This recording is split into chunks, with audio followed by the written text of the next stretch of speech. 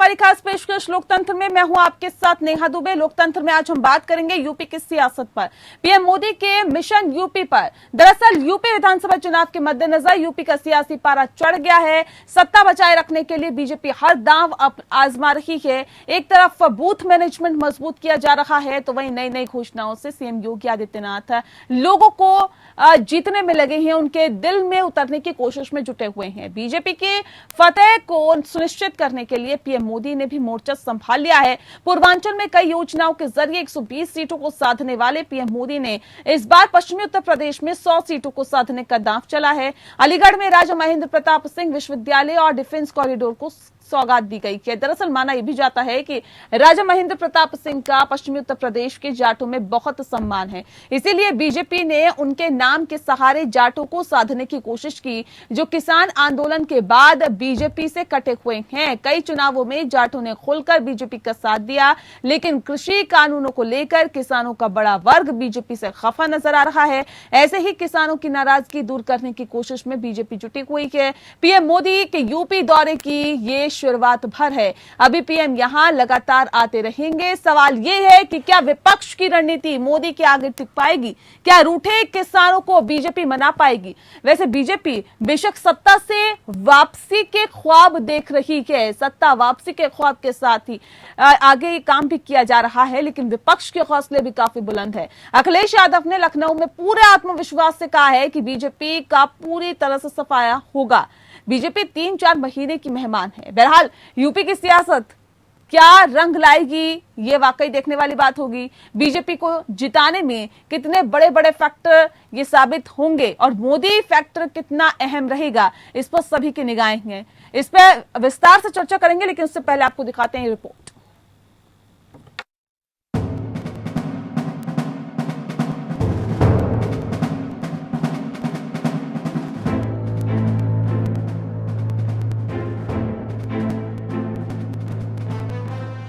उत्तर प्रदेश में एक बार फिर भगवा लहराने के लिए बीजेपी ने पूरी ताकत झोंक दी है।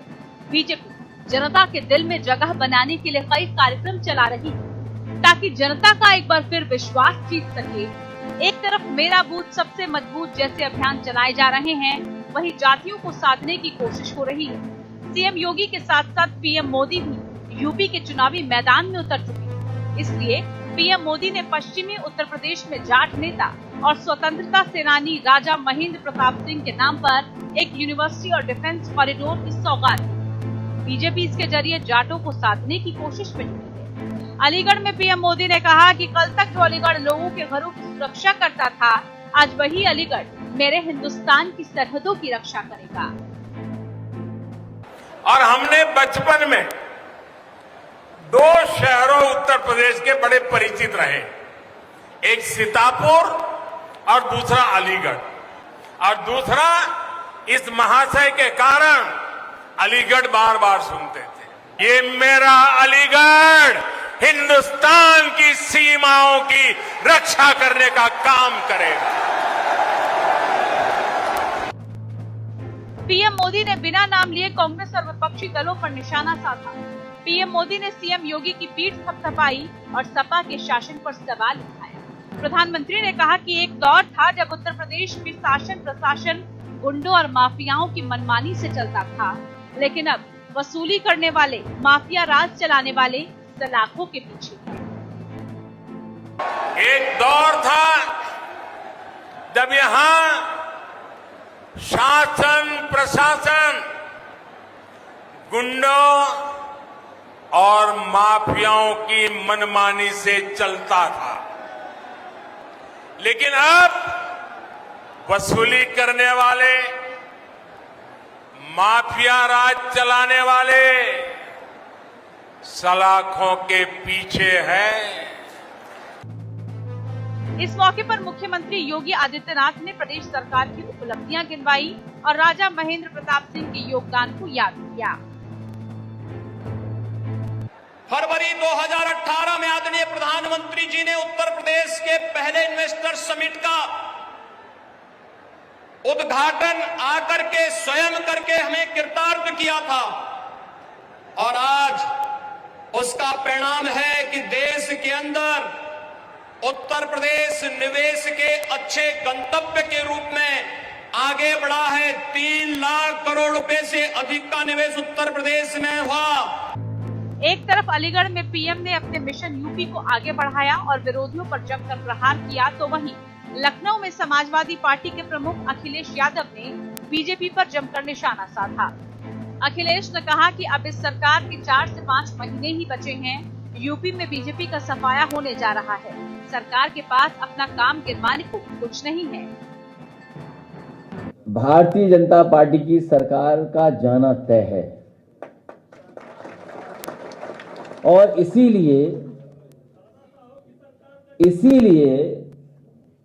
सरकार के मुखिया की भाषा बदल गई है।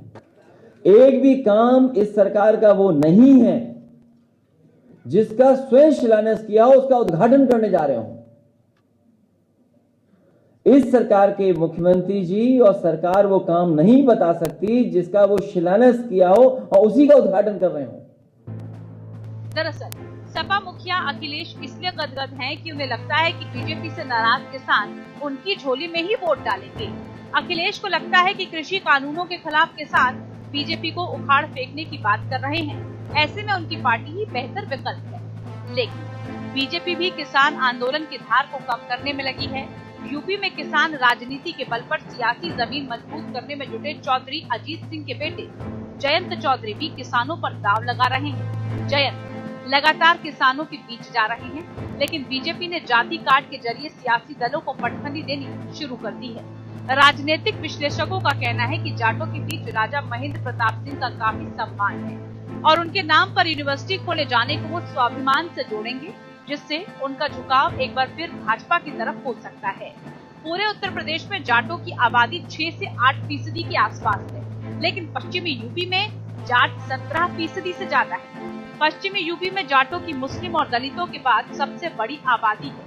वैसे पश्चिमी यूपी में जाटों का समर्थन बीजेपी को मिलता रहा है, लेकिन पिछले कुछ महीनों से चल रहे किसान आंदोलन के कारण पश्चिम यूपी के जाट, जो खास तौर पर खेती किसानी में लगे हुए हैं, वो भाजपा सरकार के नए कृषि कानूनों से नाराज है। किसान आंदोलन के कारण भाजपा यहाँ काफी कमजोर दिखाई दे रही है। ऐसे में पीएम का यहाँ आना और राजा महेंद्र प्रताप सिंह के नाम पर यूनिवर्सिटी का खुलना भाजपा को मजबूती दे सकता है।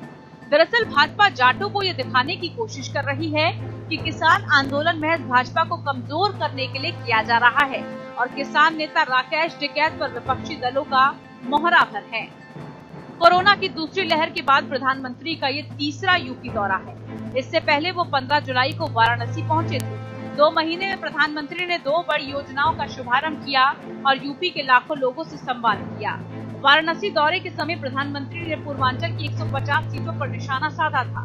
पीएम मोदी 26 सितंबर को फिर लखनऊ में होंगे। यहाँ वो अर्बन कॉन्क्लेव में शिरकत करेंगे। शहरी आवास विकास विभाग के इस मेगा इवेंट पे पीएम लाभार्थियों से बात करेंगे। पीएम मोदी इस बार अयोध्या के दीपोत्सव में भी शामिल हो सकते हैं। कहा जा रहा है कि पीएम अब हर महीने किसी न किसी विकास की योजना के शिलान्यास और लोकार्पण के बहाने यूपी आते रहेंगे। जाहिर है बात सत्ता की तो बीजेपी कोई कसर नहीं छोड़ना चाहती। देखना होगा कि मोदी के आगे विपक्ष की राजनीति कितनी टिक पाती है। किसानों की नाराजगी बीजेपी पर कितना भारी पड़ती है। बीजेपी से नाराज किसान सपा को पसंद करते हैं या नहीं। जयंत चौधरी किसान के दिल में कितनी जगह बना पाते हैं। सवाल बहुत हैं, लेकिन जवाब सिर्फ वोटर के पास ही है। Bureau report. तो मिशन यूपी पर पीएम नरेंद्र मोदी आज अलीगढ़ पहुंचे। राजा महेंद्र प्रताप सिंह यूनिवर्सिटी की आधारशिला रखी और विपक्ष ने भी उस पर वार किया। इस पर आज हम तफसील से चर्चा करेंगे। हमारे साथ खास मेहमान मौजूद हैं, उनसे आपका परिचय करा देते हैं। इस वक्त हमारे साथ डॉक्टर विजय खैरा जी जुड़ गए हैं, स्पोक पर्सन है बीजेपी के। डॉक्टर अभिषेक राय जी हमारे साथ जुड़े हैं, एसपी के स्पोक पर्सन है। साथ ही संदीप चौधरी जी हमारे साथ जुड़ गए हैं, स्पोक पर्सन है आरएलडी के। और जावेद अहमद खान जी हमारे साथ जुड़ गए हैं, स्पोक पर्सन है यूपी कांग्रेस के। आप सभी का बहुत स्वागत है। सबसे पहला सवाल मेरा यहाँ पर आपसे है, अब डॉक्टर अभिषेक राय जी किस तरह से इसे देखते हैं? आज जिस तरह से अलीगढ़ में प्रधानमंत्री नरेंद्र मोदी पहुंचते हैं, वहां पर पहुंचते ही साथ अब राजा महेंद्र प्रताप सिंह यूनिवर्सिटी की आधारशिला रखी जाती है। क्या एक तीर से दो निशाने साधने की कवायद में है बीजेपी? देखिए नेहा जी, बहुत सीधी सी बात है। अभी मैं आपकी शुरुआती उद्घोष सुन रहा था, उसमें आपने कहा ना भाजपा जो है बूथ मजबूत करने की बात है। बूथ नहीं, ये झूठ मजबूत करने की बात करते हैं। अभी आपने टाइम्स में देखा कि एक विज्ञापन निकला है कलकत्ता की रोड का और पुल का और अमेरिका की फैक्ट्री का।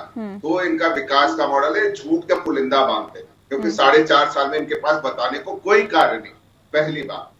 दूसरी बात, पीएम साहब को ना अपनी याददाश्त तेज करनी चाहिए।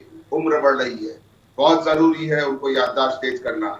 आज इलेक्शन कमीशन की वेबसाइट उठा के वो देख लें, एडीए की रिपोर्ट देख लें।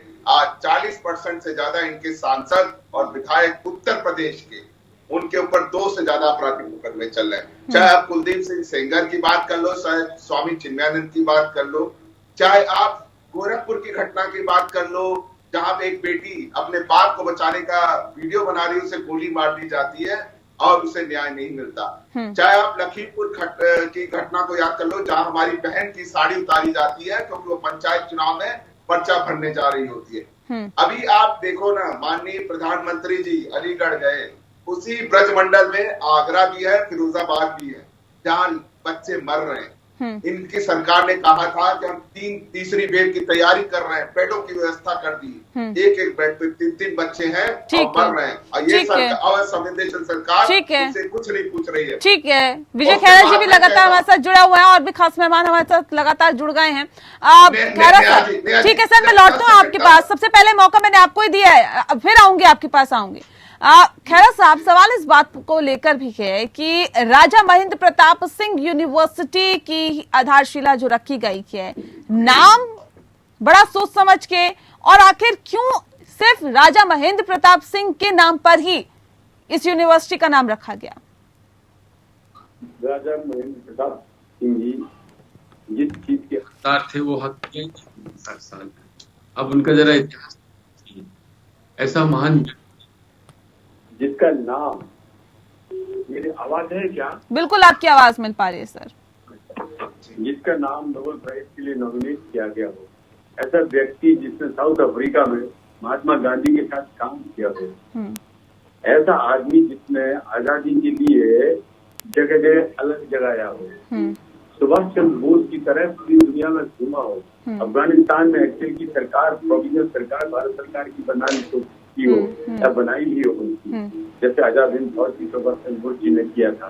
उसके बाद एक ही जापान में गए, रूस से मदद मांगने गए, यानी आधा जीवन जिसने राष्ट्र के लिए गुजार दिया। सबसे पहले अपनी पूरी जमीन उन्होंने दी टेक्निकल इंस्टीट्यूट के लिए, जब उन्होंने नहीं दी थी। अलीगढ़ यूनिवर्सिटी के लिए तो दी ही दी, वो तो बात की बात है, मैं शुरू की बात कर रहा हूँ। तो ऐसे सच के लिए यूनिवर्सिटी का नाम भी छोटी चीज है, उसमें भी जलन, उसमें भी तकलीफ, उसमें भी जाटबाजी। अरे कहीं तो रुको भाई। तो खैरा साहब, सवाल तो उठेंगे ना सर कि चुनाव से पहले ही क्यों आखिर याद आ गई? इससे पहले भी तो याद आ सकती थी, क्यों आखिर चुनाव से पहले, जब कल्याण सिंह नहीं रहे? और उसके साथ साथ ये भी देखा जा रहा है कि एक तरफ किसान आंदोलन है, जाट बीजेपी से नाराज चल रहे हैं, तो ऐसे में उनकी याद आई है। उससे पहले क्यों नहीं आई सर? पहली बात तो ये समझ लीजिए, ये एक दिन में विश्वविद्यालय नहीं बनता है। कितनी सारी जमीन सर बन के खड़ा हो गया है क्या? बन के खड़ा हो गया है क्या? उसका एकीकरण करना, उद्घाटन करने गए थे क्या सर? रिबन काटने गए थे क्या? अगर लोकसभा के समय करते तो कहते अब लोकसभा के चुनाव है, अब 6 महीने अभी चुनाव में, 2 महीने बाद करते दिसंबर, तो कहते एन वक्त चुनाव में कर दिया। 6 महीने पहले करते तो क्या पंचायत की चुनाव चल रहा है, क्या लेना देना, वो तो कभी ना कभी होगा। सर ये तो एक तीर से 2 निशाने साधने वाली बात है ना। अब विधानसभा चुनाव के टाइम पे आपने शिलापट रख दी, उसका उद्घाटन कर दिया, और जब बन के खड़ा होगा तो 2023 में खड़ा होगा, तो 2024 में चुनाव हो जाएंगे। सर ये तो एक काम से 2 आप निशाने साध रहे हैं, नहीं लगता आपको? हम एक नहीं, हम 1 से 10-12 साधते हैं, 1-2 की बात नहीं कर, हम एक निशाने से 10-12 साधते हैं। दावा को चौपट भी कर देंगे, चौपट हो चुकी है वो। तो यानी कि राजनीति की जा रही है इसमें भी। अपराध का जो उनका इतिहास है, आज प्रधानमंत्री ने भी याद दिला दिया कि इनका इतिहास क्या था। अब तो वसूलने वाला इनका इतिहास क्या था, गाँव में समांतर सरकार चलाते थे समाजवादी नेता। तो इनसे हमारा क्या मुकाबला है? कोई मुकाबला नहीं है। ये कह रहे ये यूनिवर्सिटी क्यों छोड़ दी, तो जाटबाजी क्यों कर रहे हैं? ये अगर नहीं उनको नहीं हक मिलेगा तो किसे मिलेगा? मैं तो सीधे से सवाल ये कर रही हूँ ना सर, अगर आप लोगों को ये लगता है, मुझे 10 सेकंड दीजिएगा। मैं आऊंगी आपके पास सर। खैरा जी, अगर आप लोगों को लगता है कि उन्होंने इतना बेहतर काम किया था, उन्होंने इतना अच्छा काम किया था सर, हाथरस में उनका पुश्तैनी घर है जो खंडर में तब्दील हो गया है, वहां पर क्यों नहीं जाके काम करते? उसको क्यों नहीं महल में तब्दील करते? क्यों नहीं वहां पे काम किया गया? यहाँ पर सिर्फ राजनीति करने के लिए विश्वविद्यालय बना दिया गया उनके नाम पर, वो सही है क्या? इसको राजनीति से जोड़ने वाले को तो अलग बात है, कोई राजनीति से जोड़े तो भले जोड़े। हमने तो मंदिर का भी कह दिया था, हमने राजनीति से कर दिया, अभी मंदिर बना दिया, तो इसी तरह कहा गया। जब हमने डिफेंस कॉरिडोर खोला तो कहा कि अब से शुरू कर दिया है ना, इसीलिए कर दिया कि लोकसभा के चुनाव आ गए हैं। कभी तो कुछ होगा, वो तो रोज चलेगा, कोई ना कोई। हम तो विकास के लिए मतलब आंधी की तरह दौड़ रहे हैं, आंधी की तरह चला रहे विकास। यहाँ मौका मिलेगा वहाँ करेंगे। डिफेंस कॉरिडोर बन रहा है जिसमें आगरा है, अलीगढ़ है, झांसी है, कानपुर है, ये सारा चित्रकूट है। ठीक है, अब ये जब बन रहा है और चुनाव के समय हो सकता है दिसंबर में 2-4 उद्घाटन और हो, 2-4 काम और हो, उसमें भी इन्होंने अब तो सारे काम होंगे सर, चुनाव जो सर पे। अभिषेक जी जल्दी से अपनी बात रखिए, उसके बाद मुझे दोनों मेहमानों की तरफ जाना है। ठीक है, जल्दी रखिए। नेहा जी, अभी आपने बोला ना कि माननीय प्रधानमंत्री जी ने उत्तर प्रदेश का कोरोना की सेकेंड वेव आने के बाद 3 यात्राएं करी और तीनों यात्राएं चुनावी हुई हैं। बंगाल में कितनी यात्राएं करी, ये मैं पूछना चाहता हूँ भाजपा के प्रवक्ता से। इतना ही कंसर्न था जब दूसरी वेव में लोग मर रहे थे तब कहाँ थे? बंगाल में ममता दीदी और दीदी कर रहे थे और आके प्रचार भी मुख्यमंत्री वो कलकत्ता की रेप का फोटो खिंचाने गए थे। ये सीधा सवाल है, इसका सीधा जवाब चाहिए। ठीक है, आपको क्या जवाब देना? हमने जनता को जवाब दे दिया सेवा करके। आपके जवाब की हमें कोई जरूरत नहीं है, हमारा जवाब सुनिए। ठीक है। संदीप चौधरी जी, क्या वाकई आपको लगता है? ठीक है, मैडम, इसके योगी जी मुख्यमंत्री ने जो कोरोना में किया है वो विश्व में किया है। सबसे ज्यादा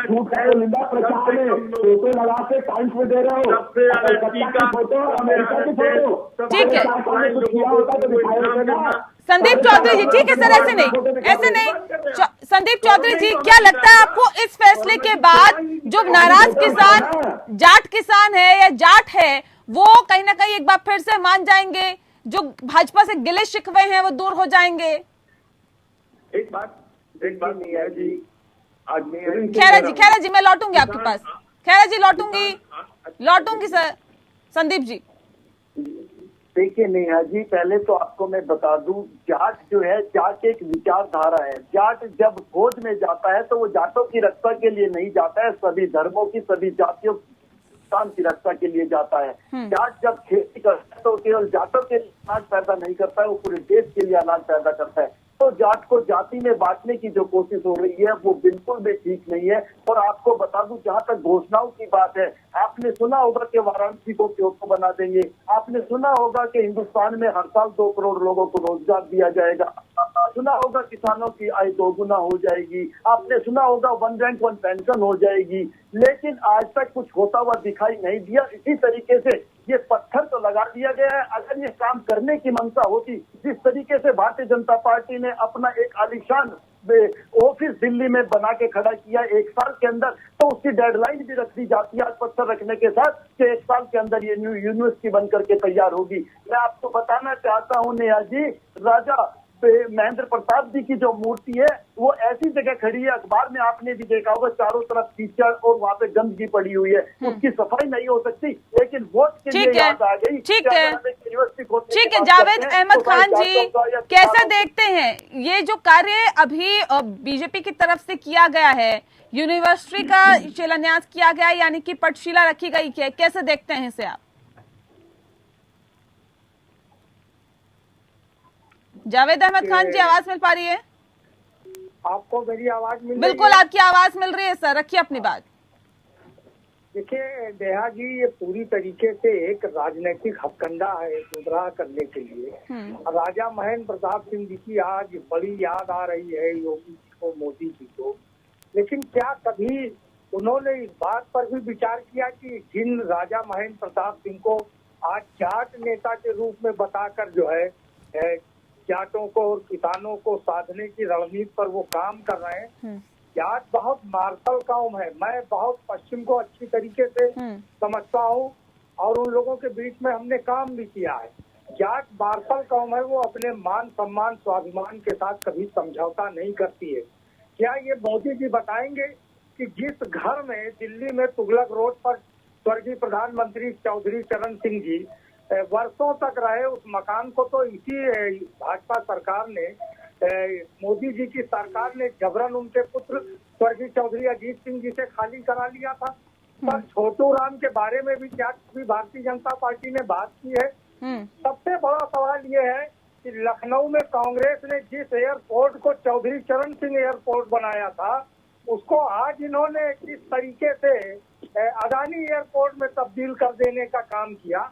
ये वह लोग हैं जो, इनके पास तो कोई महापुरुष है नहीं, ये कभी अपनी महापुरुषों के बारे में क्यों नहीं कोई बात करते हैं जिनको ये बताते हैं। तो ये जो लगातार काम है, 9.5 महीने हो रहा है, किसान दिल्ली की सीमाओं पर बैठे हुए हैं। कितने किसान साथी हमारे शहीद हो गए, उन पर कोई विचार नहीं। किसान की गर्दन को आप पकड़ लेना चाहते हो, उसको हाराकिरी के लिए दिवस जो सरकार कर रही हो, वो राजा महेंद्र प्रताप सिंह, वो महेंद्र प्रताप सिंह जिन्होंने देश के लिए माफी नहीं मांगी, देश के लिए संघर्ष किया, देश की आजादी के लिए। और इनके बहुत बड़े नेता जिनका हम लोग भी सम्मान करते हैं, स्वर्गीय अटल बिहारी वाजपेयी जी, उनको राजा महेंद्र प्रताप जी ने मथुरा में चुनाव भी हराया था। यह भी इनको याद करना चाहिए। वोटों की राजनीति के लिए मेहमान लगातार हमारे साथ बने हुए हैं। अभी खान साहब ने कहा था कि ये जो याद किया जा रहा है लोगों को, तो आखिर याद क्यों किया जा रहा है? लेकिन प्रधानमंत्री नरेंद्र मोदी ने आज बोला कि हम सभी को याद कर रहे हैं, न सिर्फ पिछड़ों को बल्कि सवर्णों को भी याद किया जा रहा है। डॉक्टर अभिषेक राय पीएम ने भी ये कहा कि अभी तक जितने भी पार्टियों का शासन रहा उत्तर प्रदेश में, उन्होंने किसी को याद नहीं किया। हम तो हर किसी को याद कर रहे हैं, सवर्णों को याद किया जा रहा है, पिछड़ों को याद किया जा रहा है, अति पिछड़ों को याद किया जा रहा है। तो इसमें बुराई क्या है? क्यों फिर राजनीति करने का आरोप लगाते हैं आप लोग? नेहा जी, हमने बोला ना, 7 साल से केंद्र में भाजपा की सरकार है, 4.5 साल से उत्तर प्रदेश में इनकी सरकार है। डबल इंजन की सरकार ये लोग कहते थे। तो चुनाव को 5 महीने बचे हुए हैं, 3 महीने बाद आचार संहिता लग जाएगी। शिलान्यास करके आप क्या सिद्ध करना चाहते हो? आप 4.5 साल सो रहे थे, कुंभकर्णी नहीं सो रहे थे, पहली बात। दूसरी बात, राजा महेंद्र प्रताप जैसे प्रतापी स्वतंत्रता संग्राम सेनानी की जात बता के, कहते ना ये लोग जाति की राजनीति करना चाहते हैं। अभी तक तो सब लोग ये जानते थे राजा महेंद्र प्रताप सिंह जी एक स्वतंत्रता सेनानी है। आज तक किसी स्वतंत्रता संग्राम सेनानी की आप जात किसी ने पूछी है इस देश में? तो ये लोग कहते हैं ना, गुड़ से प्यार और गुलगुले से परहेज। जाट किसान जो वहां बैठे हुए हैं 9 महीने से 9.5 महीने से, उनसे बात करने के लिए माननीय प्रधानमंत्री जी के पास समय नहीं है। और उत्तर प्रदेश में चुनाव आ गया तो 3 यात्राएं हो गई 2000 जुलाई से, और अभी भी और यात्राएं होंगी। पर उन किसानों से बात करने के लिए समय नहीं है माननीय प्रधानमंत्री जी के पास या माननीय मुख्यमंत्री जी के पास। ठीक है डॉक्टर विजय खैरा जी, सवाल इस बात को लेकर जिस बात का जिक्र अभी अभिषेक जी कर रहे थे, क्या जाट के नाम पर विश्वविद्यालय का नाम रखकर क्या किसानों की नाराजगी की काट ढूंढ ली है बीजेपी ने? क्या पहली बात, किसान हमसे बिल्कुल नाराज नहीं है। किसान हमारे सर, ये आंदोलन क्यों हो रहा है? आपको बताऊं मैं, देखिए 12% वोट जिस पार्टी को मिले हैं, मिलते हैं, वो भी आंदोलन करती है। जिसको 3% मिले हैं वो भी करती है। तो आप ये मानेंगे कि पूरा हिंदुस्तान उसके साथ है? जमानत जब्त के हार जाते हैं सर। कांग्रेस का एक सांसद जीता। तो ये क्या कौन सी पार्टी से ये लोग हैं जो लगातार आंदोलन कर रहे हैं, सड़कों को जाम कर रहे हैं? जैसे उदाहरण के तौर पे कांग्रेस पार्टी से पूरे उत्तर प्रदेश में एक सांसद जीता है, और फिर उसके बाद जब कोई आंदोलन कांग्रेस करेगी तो आप कहेंगे पूरा हिंदुस्तान हमारे खिलाफ है, पूरा उत्तर प्रदेश खिलाफ है। ये लोग कह सकते हैं ऐसा? तो ये हमको मालूम है असली किसान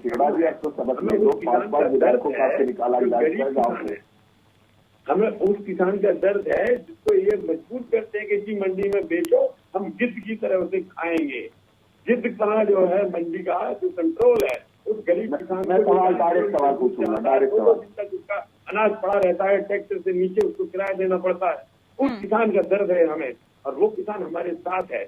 वो किसान जो 25 एकड़ का 5 एकड़, नहीं, ये जो किसान सर, ये जो किसान सड़कों पे है, ये कौन है? ये किसान नहीं है क्या? नहीं, ये कह रहा हूं, ये उस किसान को रिप्रेजेंट नहीं करता है, उस किसान को रिप्रेजेंट करते हैं। सर, ये भी आप कैटेगराइज करेंगे क्या कि कौन सा किसान क्या है, कौन सा किसान क्या ये एक जमीन में खेती करता है, एक आसमान में करता है क्या? इस तरह से मैं कहूँ क्या? कैसे कैटेगराइज सर आप लोग कर रहे हैं? इनको चुप करने के लिए मुझे आपको पूछ लिया, मेरा देना है। इम्पोर्टेंट आपका प्रश्न है, आप जो कह रहे हैं, अगर 2-3 जर्नलिस्ट इकट्ठा होकर या 4 एंकर इकट्ठा होकर अगर कोई चीज को उठाते हैं, क्या वो हिंदुस्तान के सारे जर्नलिस्ट की बात मानी जाएगी कि सारे के सारे एंकर से चाहते हैं? ये वही किसान है जिनके स्वार्थ जुड़े हुए हैं, इसलिए हमने उन लोगों की परवाह नहीं की। हमने अपने अकाली दल सर क्यों बातचीत कर रहे हैं? उनसे मत बात करिए ना। बातचीत तो एक आदमी से नहीं करेंगे, उसको समझाएंगे, उसको बताएंगे कि आप गलत। तो ये समझाने की बातचीत है क्या, जो बातचीत आप लोग करते हैं? एक तरफ आप कहते हैं कि हम तो बीच के रास्ता निकालने की कोशिश करते हैं, दूसरी तरफ आप ये कह रहे हैं कि हम तो ये समझाने की कोशिश करते हैं। सर, ये समझाया जाता है, ये बीच का रास्ता निकालने की कोशिश की जाती है? ये मेरा मुद्दा नहीं है, लेकिन जब आप कह रहे हैं तो मैं पूछ लेती हूँ आपसे ये सवाल। आपने कहा है तो इतनी बड़ी बात का जवाब भी आवश्यक है। अब जब वो कह रहे हैं हमने बातचीत उनसे की है, इस बात के लिए की कि अगर हम कहीं पर कोई सुधार तुम चाहते हो, गलती महसूस होती है तो आप उनसे बात करो। आप कह रहे तीनों बिल वापस करो, नहीं होंगे। फिर कह रहा हूँ सारी पार्टियां इकट्ठी हो जाना, नहीं होंगे कृषि बिल वापस।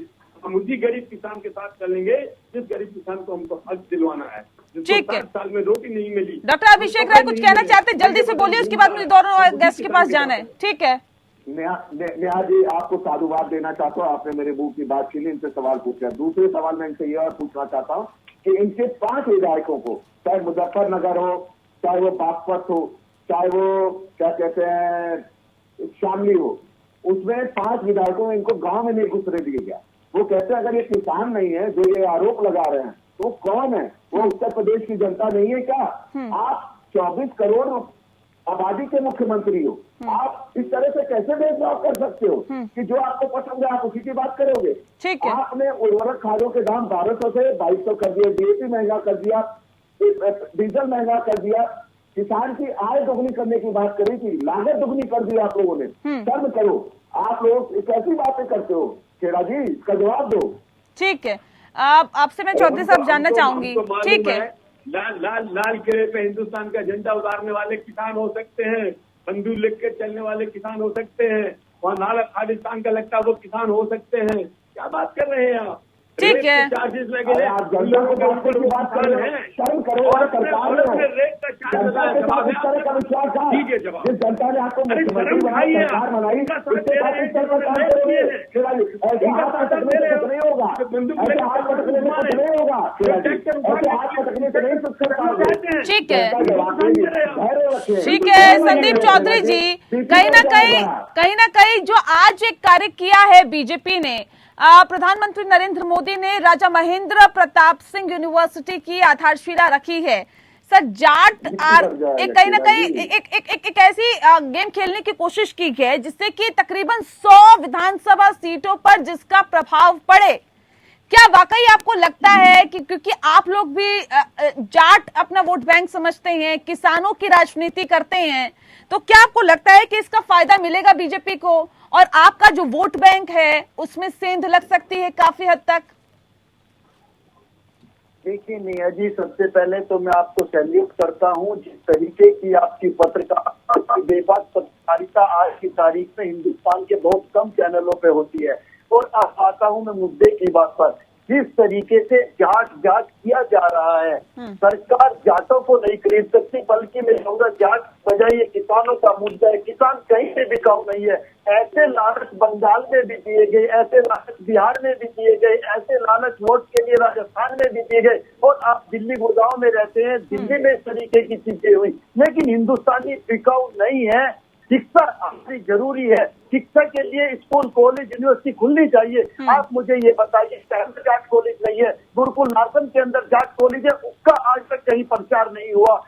मुजफ्फरनगर के अंदर सर छोटू राम के नाम पर जाट कॉलेज है, उसका आज तक कहीं प्रचार नहीं हुआ। बड़ौद के अंदर जाट कॉलेज है, उसका कहीं प्रचार नहीं हुआ। चौधरी चरण सिंह के नाम पर मेरे यूनिवर्सिटी है, उसका कभी प्रचार नहीं हुआ। तो इस तरीके से प्रचार होने का मतलब आप समझते हैं इसके पीछे पूरे तरीके से राजनीति है और देश का किसान बिकाऊ नहीं है। अगर आप राजा महेंद्र प्रताप को श्रद्धांजलि देना चाहते हैं, उनका सम्मान करना चाहते हैं, तो जो 1 साल से किसान मर रहे हैं सड़कों पर, उनके बारे में सोचिए, उसके आंदोलन के बारे में सोचिए। कितनी आसानी से पंजाब के किसान को खालिस्तानी कह दिया जाता है, मुसलमान जो मेरा भाई किसान है उसको आतंकवादी कह दिया जाता है, हरियाणा पश्चिम उत्तर प्रदेश का जो किसान है उसको किसान कह दिया जाता है। सर, ये वोट बैंक खिसकने की टीस है क्या?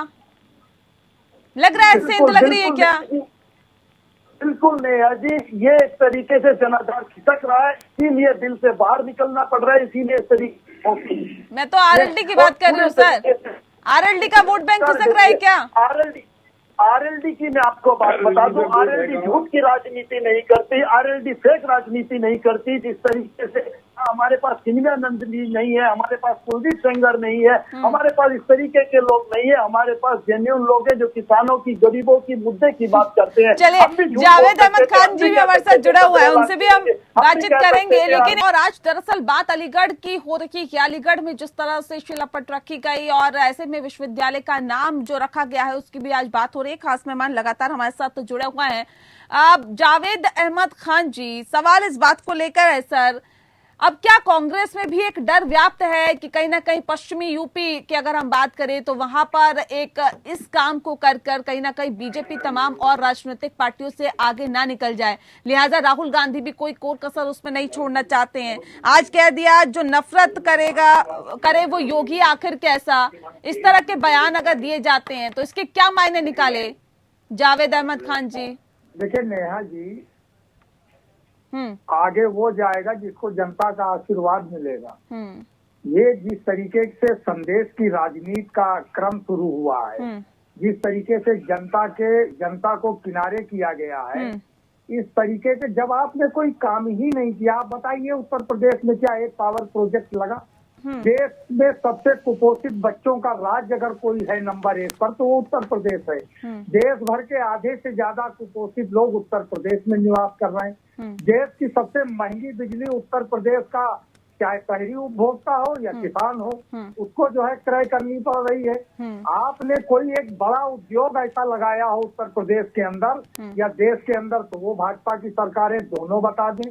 ये डबल इंजन की सरकार तो काम के नाम पर तो हर तरह हर जगह पर विफल हुई है। इसको कहाँ पर सफलता मिली है? योगी जी का भी मैं भाषण सुन रहा था, कितना शानदार झूठ बोल रहे हैं, इतना शानदार कि इतना इन्वेस्टमेंट आ गया, तो इन्वेस्टमेंट आ गया तो काम क्यों नहीं हुआ? हम तो एक भी सवाल पूछ रही है। लेकिन ये बयान और इस तरह के स्टेटमेंट राहुल गांधी की क्या सही है कि जो नफरत करे वो योगी कैसा, ये क्या शो करना चाहते हैं, क्या बताना चाहते हैं? अरे नेहा जी, आप सुन लीजिए ना, आपने अब्बा जान कहा योगी जी भी, बड़ा सम्मानजनक शब्द है। हमारी परंपरा है, कोई अब्बा कहता है, कोई पिता कहता है, कोई पिताश्री कहता है। लेकिन योगी जी वो जो पाकिस्तानी अम्मी जान है उनके बारे में कोई बात नहीं करते कि हमारे प्रधानमंत्री बिना बुलाए वहाँ अम्मी जान के पैर छू के चले आते हैं, आशीर्वाद लेने गए थे।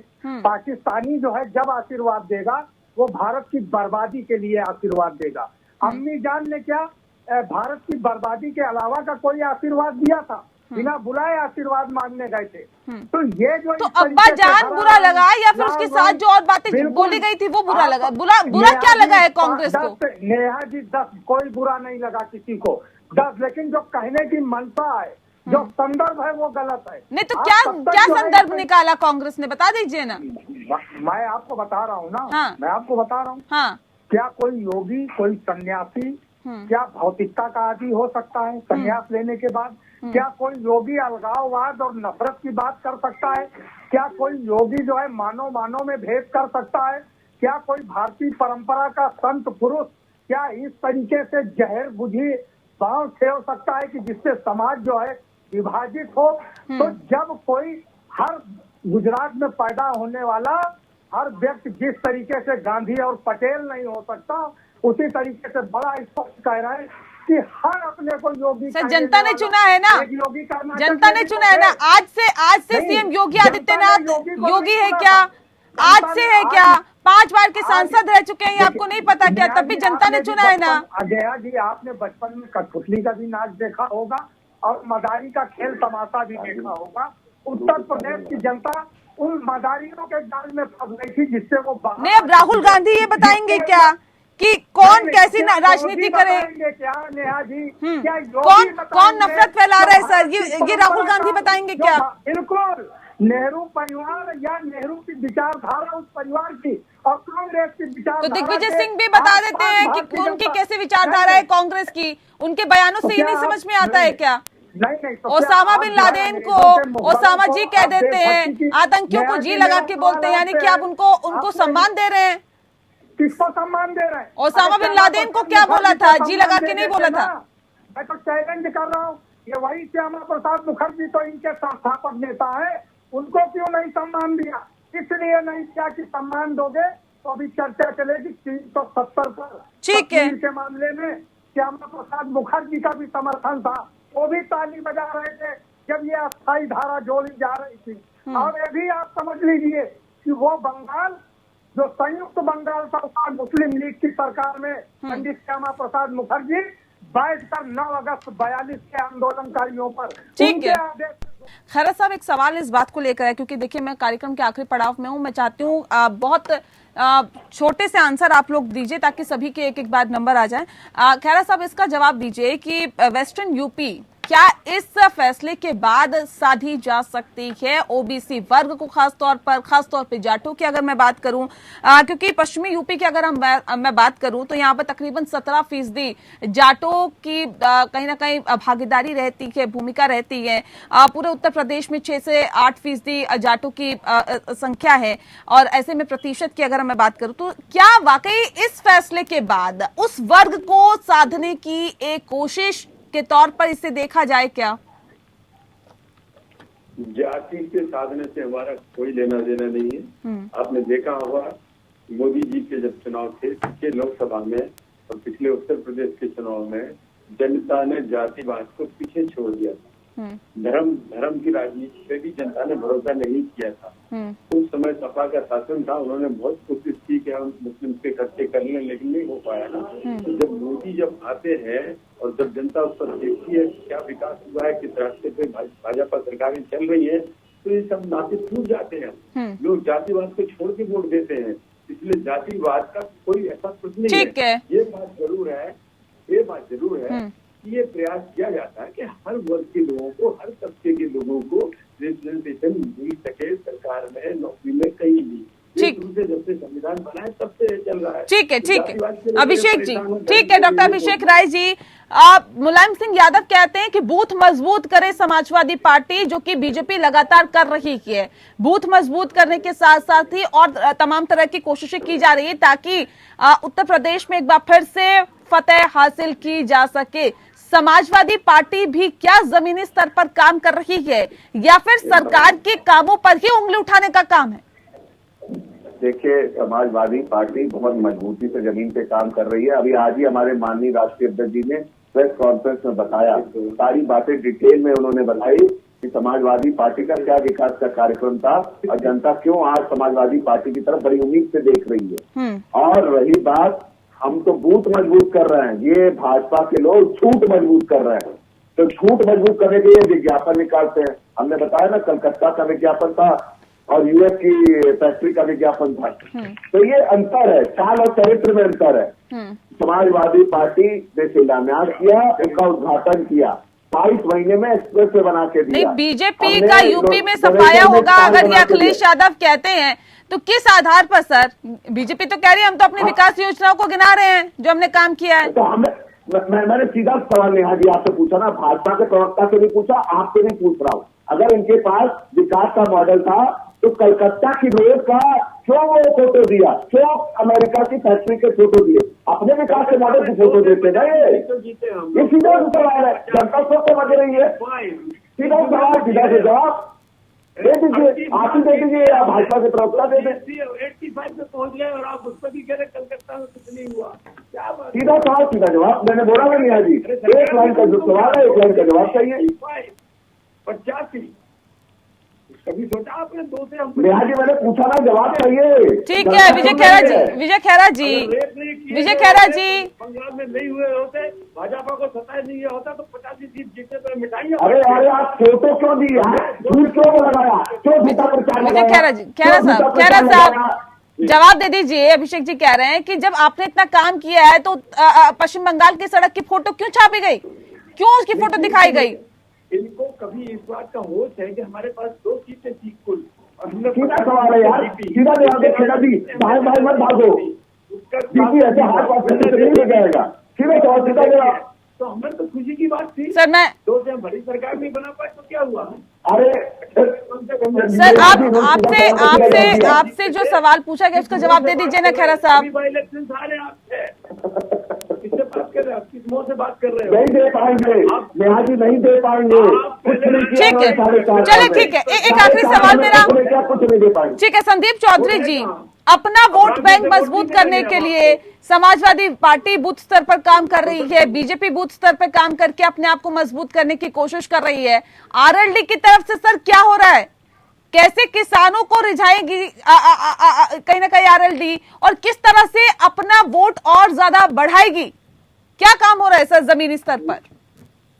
नेहा जी मैं आपको बता दूं, आज हम जिस तरीके से राजा महेंद्र प्रताप जी की बात कर रहे हैं कि उन्होंने हिंदू मुस्लिम सिख ईसाई को साथ लेकर के चले, गरीबों की, किसानों की, मजदूरों की उन्होंने लड़ाई लड़ी, शिक्षा के लिए उन्होंने काम किया, यही काम चौधरी चरण सिंह ने किया, यही काम चौधरी अजीत सिंह ने किया, और इसी एजेंडे पर हमारे राष्ट्रीय लोकदल के राष्ट्रीय अध्यक्ष जयंत चौधरी आगे बढ़ रहे हैं। हम गरीब की लड़ाई मजबूती से लड़ रहे हैं, हम किसान की लड़ाई मजबूती से लड़ रहे हैं, हम शिक्षा पर, रोजगार पर, इन मुद्दों को लेकर जनता के बीच में सर मजबूती से नहीं लड़े तो क्या नहीं लगता कि पार्टी पर संकट खड़ा हो जाएगा, उसके अस्तित्व पर संकट खड़ा हो जाएगा?